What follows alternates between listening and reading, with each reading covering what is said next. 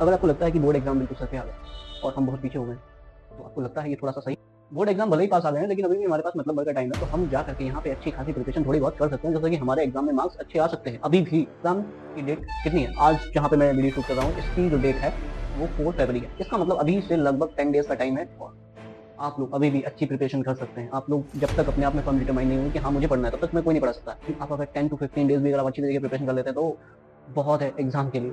इसी काम पे ये हमारी वीडियो देख रहे हैं, शॉर्ट देख रहे हैं या रील देख रहे हैं, जो भी देख रहे हैं एक्सवाइजेड, तो मेरी आप सभी से रिक्वेस्ट है कि आप इस रील को ज़्यादा से ज़्यादा स्टूडेंट तक, यानी कि आपके पड़ोसी हो सकते हैं, आपके रिश्तेदार हो सकते हैं, आपका क्लासमेट हो सकता है या कोई भी हो सकता है, चाचा भाई वगैरह भी हो सकता है, तो आप उस तक जरूर शेयर करिए। ओके, तो क्लास 10th का आज मैं एक छोटा सा वीडियो क्रिएट कर रहा हूँ। अगर देखूंगा कि इस वीडियो पे अच्छा खासा रिस्पॉन्स मुझे मिलता है, then we will move towards new video. ठीक है, तो आज मैं छोटा सा वीडियो क्रिएट कर रहा हूँ। सबसे पहले तो क्या है कि हम लोग का चैप्टर होने वाला है कार्बन एंड इट्स कंपाउंड। तो carbon and its compound 4 chapter है, तो इसमें हम लोग क्या करेंगे, कार्बन और उसके कंपाउंड के बारे में पढ़ेंगे। तो इसमें बिना टाइम वेस्ट केस डायरेक्ट टॉपिक पे चलते हैं, कार्बन के बारे में।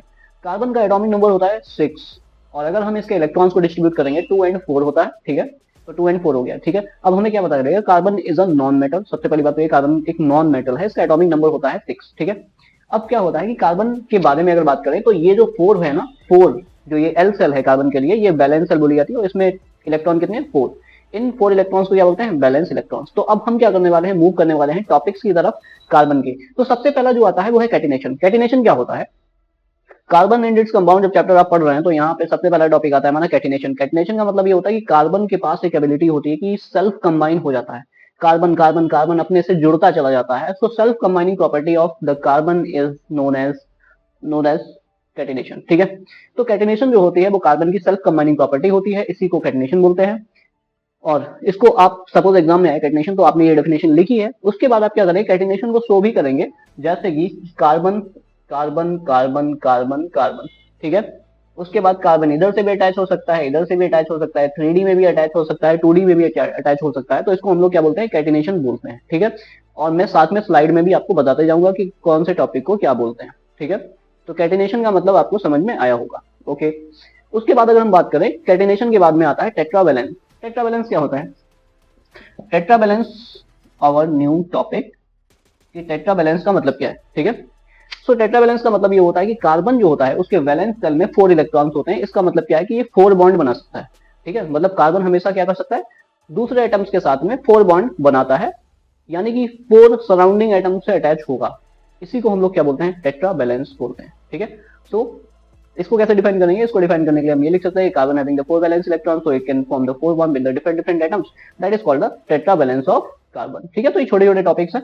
टेट्रावैलेंस में जैसे आपके पास एग्जाम में टेट्रावैलेंस आया तो आप क्या कर सकते हो, कार्बन को शो कर सकते हो कि कार्बन इधर भी बॉन्ड बना सकता है, इधर भी बना सकता है, इधर भी, इधर भी। तो इस तरीके से कार्बन 4 बॉन्ड बना सकता है, दैट इज कॉल्ड द टेट्रावैलेंस। ठीक है, ओके, यहाँ पे अब हमारे पास में एक और टॉपिक आता है, एलोट्रॉप्स। ठीक है, एलोट्रॉप्स क्या होता है, एलोट्रॉप्स की अगर हम बात करें तो एलोट्रॉप्स को डिफाइन करने के लिए क्या होता है कि एलोट्रॉप्स जो होते हैं ऐसे सारे ही सब्सटेंसेस होते हैं जिनकी फिजिकल प्रॉपर्टीज डिफरेंट होती हैं बट केमिकल प्रॉपर्टीज सेम होती है। So all those substances which having the similar chemical properties but different physical properties, these are called the allotropes. तो एलोट्रॉप्स जो होते हैं कार्बन के 3 होते हैं, यानी आपको 3 एलोट्रॉप्स के बारे में पढ़ना है।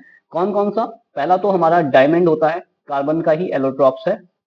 ऐसे ही हमारा ग्रेफाइट होता है, graphite is also the carbon allotrope. ऐसे ही हमारा फुलेरिन होता है, फुलेरिन। तो एलोट्रॉप क्या होता है मैंने आपको बता दिया ना, साथ में स्लाइड में भी दिखा रहा हूं आपको। इसके बाद अब हम वन बाय वन पढ़ेंगे। डायमंड क्या होता है, डायमंड क्या होता है कि जिसमें कार्बन, कार्बन मतलब डायमंड भी एक क्या है, कार्बन ही है। तो कार्बन क्या होता है कि जब 3D स्ट्रक्चर में, मतलब हर जगह पे कार्बन ही होगा, कार्बन के अलावा और कुछ नहीं होगा उसमें। ठीक है, तो ऐसे स्ट्रक्चर जिसमें कि कार्बन जो होता है वो 3D स्ट्रक्चर में अटैच होता है, मतलब कि 3 डायमेंशनल अरेंजमेंट होता है कार्बन का, और हर एक कार्बन 4 डिफरेंट कार्बन से अटैच होता है। तो इस तरीके से एक सॉलिड केज लाइक स्ट्रक्चर बनता है जिसको हम लोग क्या बोलते हैं, डायमंड बोलते हैं। ठीक है, वर्ल्ड हार्डेस्ट सब्सटेंस डायमंड होता है बिकॉज इसकी डेंसिटी बहुत ज्यादा होती है। तो अगर हम बात करें कार्बन की, मतलब डायमंड की, तो डायमंड में हर एक कार्बन क्या होता है, 4 कार्बन से अटैच होगा। तो आपको अगर डायमंड एलोट्रॉप एग्जाम में आया तो आप क्या बनाएंगे, डायमंड का स्ट्रक्चर बनाएंगे। डायमंड का स्ट्रक्चर बनने वाला नहीं है तो आप क्या करेंगे, इस तरीके से शो करेंगे। In case of diamond we can represent each carbon as a point attached with 4 different carbon in 3D lattice.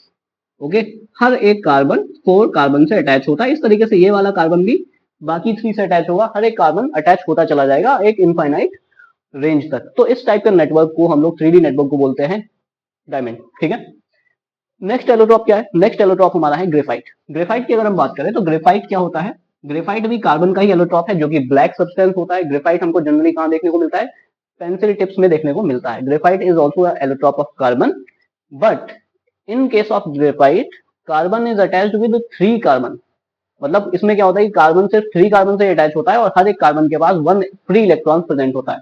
मतलब हर एक कार्बन के पास 1 इलेक्ट्रॉन फ्री रहता है, फ्री बॉन्ड ही बनाता है कार्बन दूसरे कार्बन के साथ में। तो इस तरीके से 1 एक्स्ट्रा इलेक्ट्रॉन जो होता है इन केस ऑफ ग्रेफाइट, यानी कि हर एक कार्बन सिर्फ 3 कार्बन से अटैच होगा, यानी कुछ इस तरीके से अटैच होगा, यानी कि ये फॉर्म। ये हमारी ग्रेफाइट है, ये हमारी डायमंड है, ये ग्रेफाइट है। तो ग्रेफाइट में क्या होता है कि हर एक कार्बन फ्री कार्बन से अटैच होता है और हर एक कार्बन के पास एक फ्री इलेक्ट्रॉन प्रेजेंट होता है। इसीलिए ग्रेफाइट इलेक्ट्रॉन की प्रेजेंस होने की वजह से इलेक्ट्रिसिटी कंडक्ट करता है, जबकि डायमंड इलेक्ट्रिसिटी कंडक्ट नहीं करता क्योंकि उसके पास फ्री इलेक्ट्रॉन नहीं होता है। ओके, अब हम ग्रेफाइट के बारे में और भी कुछ चीजें पढ़ रहे हैं। ग्रेफाइट जो होता है एक लुब्रिकेंट की तरह यूज होता है इन case of high temperature working machine, ठीक है। जितनी भी हाई टेम्परेचर वर्किंग मशीन होती है उन समय में ग्रेफाइट एक लुब्रिकेंट की तरह यूज होता है।